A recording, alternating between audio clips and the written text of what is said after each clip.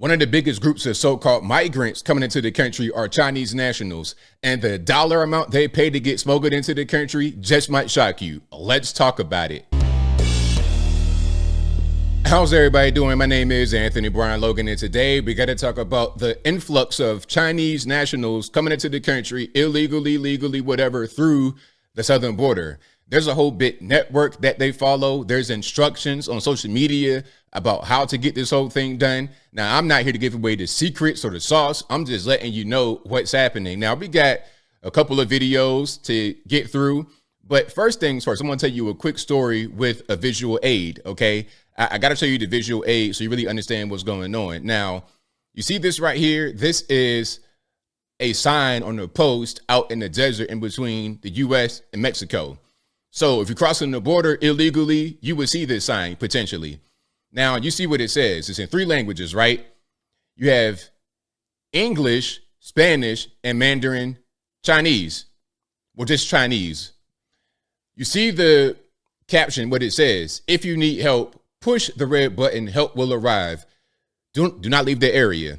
It says that in all 3 languages. Now, the reason why you got the Chinese writing is because there are so many Chinese migrants coming across doing this that they had to write the sign in their language. And it's to the point now where it's so organized, they probably know what the sign is without even having the Chinese writing on it. Okay, they already probably know what it is. If you watch the mainstream media, they'll say that Republicans don't like Mexicans and they're racist against these brown folks. But really, the entire world is coming to this country through the southern border illegally, or they're overrunning the system to get in as an asylum seeker or something like this, to get released into the interior of the country. Okay, we don't have any more capacity at the detention center, so go ahead into the interior of the country and come back when you feel like it for a court date in 10 years. Okay, now before I go any further, let's get into some videos here. This is an older video about the surge. Then we're going to get into how this whole thing plays out in real life. But without further ado, let's go ahead and roll it.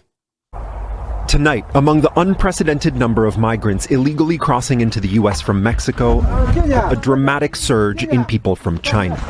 We're on the border east of San Diego. This is a group that crossed a few minutes ago. Border Patrol just directed them to the open-air detention site. They tell us they're fleeing poverty and political repression.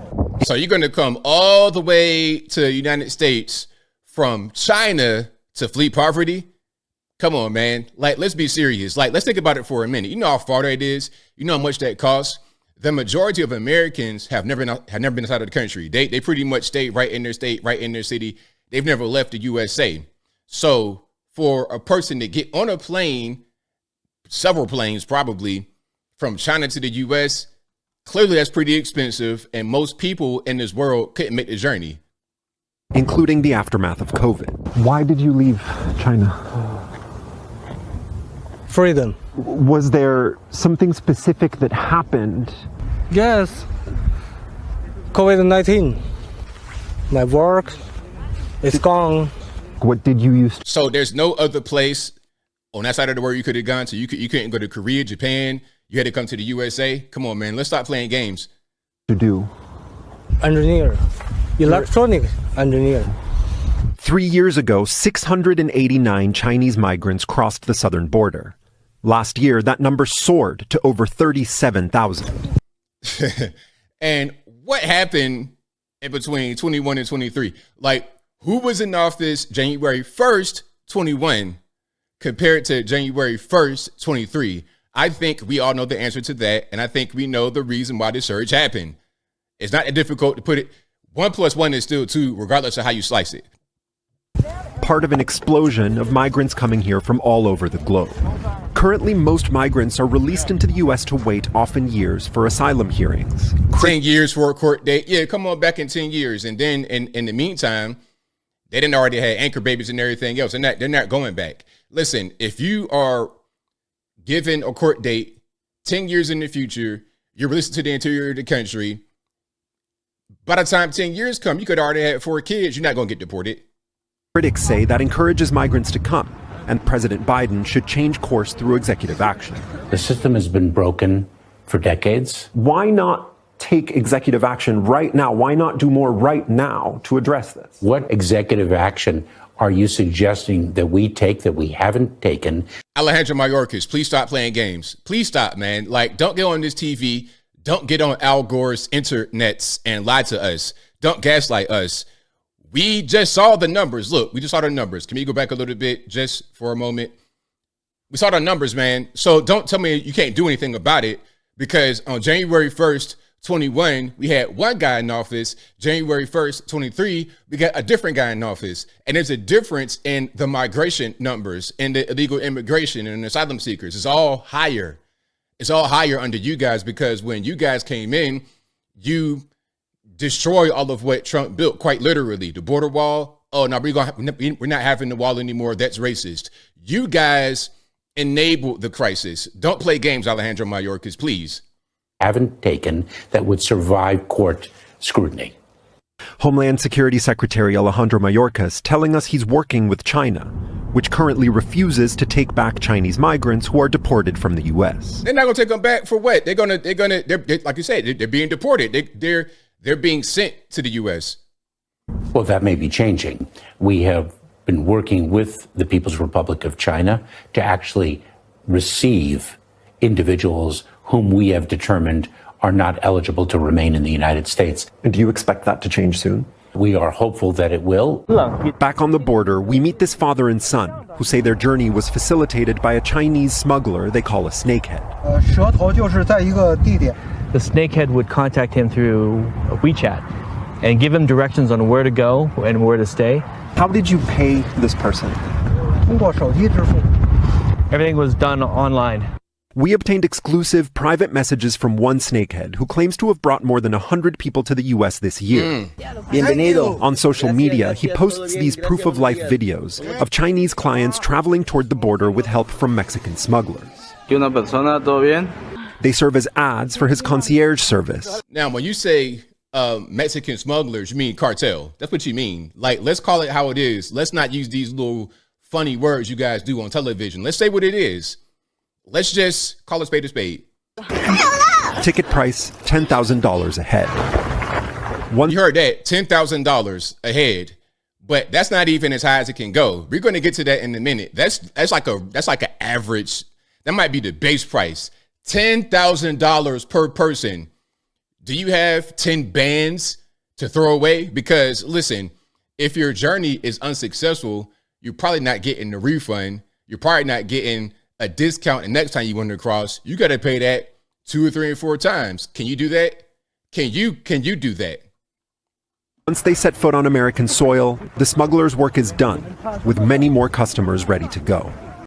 All right, so that's that. Now, let's get to this video right here. This is on the TikToks, and they're getting a little bit deeper into the whole situation, how it works, and just how much they could pay. What's the max dollar amount that you've heard of when it comes to the migrants paying the cartel to get smuggled into the USA? The Mexican cartel loves the Chinese migrant smuggling is because the Chinese are willing to pay cartel up to 35 grand to be smuggled. Up to $35,000. One person, one way, one trip. And if you're unsuccessful, you get deported, detained. Hey, man, that's on you. 35 bands, gone.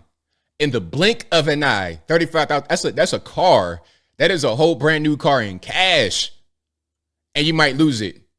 Gamble it all on black in Vegas and lose your whole shirt. That's kind of what's going on here, but I digress. Smuggled into the U.S. One thing you notice straight off the bat with the Chinese, they look completely clean. Clean luggage, shoes, outfit, clean. We start doing interviews on Google Translate. They have to fly to Ecuador. It does not require a travel visa from a Chinese citizen. Once they fly to Ecuador, smugglers, and it's already coordinated in their chats, will then get them to Colombia. From Neocoli, Colombia, they have hotels just for Chinese migrants. So from there, the Chinese get on. And he's not telling a lie. I have seen the Chinese-only hotels out there in South America, Central America. I've seen them. Panama, Colombia, all of that. I've seen it.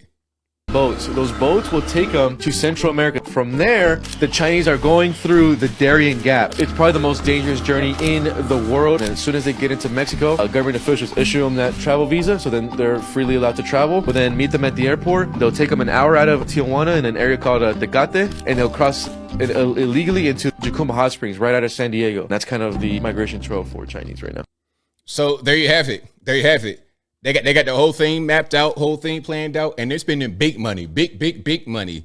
So when the media or anyone tries to tell you, hey, these are poor, hungry people trying to find a better life, poor and hungry, if you got 10 bands on the low end, up to 35,000 US dollars, if you got that much money, how poor and hungry and tired and weak can you be?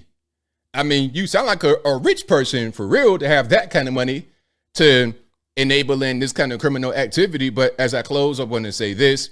Shout out to everybody who understands the truth that these people, these so-called migrants, are not tired and hungry. And it's not just the Chinese that pay that kind of money. It's everybody paying that money to the cartels.